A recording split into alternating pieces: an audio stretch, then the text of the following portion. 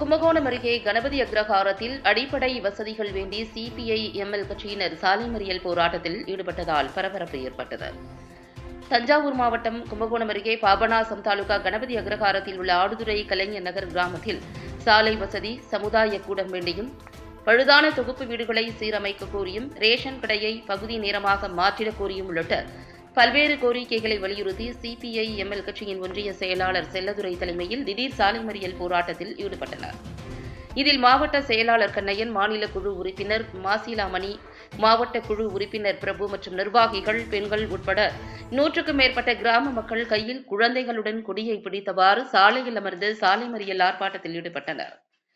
தொடர்ந்து போலீசார் நடத்திய பேச்சுவார்த்தையில் உடன்பாடு எட்டப்பட்டதால் சாலை மறியலை கைவிட்டு கலைந்து சென்றனர். சாலை மறியல் போராட்டம் மக்களுடைய கோரிக்கையை வலியுறுத்தி குடிமனை இல்லை, சாலை வசதி இல்லை, சுடுகாட்டுக்கு போறதுக்கு பாதை இல்லை, 92, 91 கட்டி கொடுத்த தொகுப்பு வீடுகள் பழுதடைந்து விட்டது, அதை சீர் செய்து கொடுங்கள் என்ற கோரிக்கையை வைத்து நியாய விலைக் கடையை எங்களுக்கு முழு நேரமாக கொடுங்கள் என்று பலமுறை மனு கொடுத்தோம். பீஸ்டாக் போட்டு அதிகாரிகள் மத்தியில் பேசி முடித்தும் எந்த நடவடிக்கையும் இல்லை. சாலை வசதி கிடைக்கும் வரை, இடிந்து போன வீடுகளை பழுது செய்து கொடுக்கும் வரை தொடர்ந்து நாங்கள் போராடுவோம்.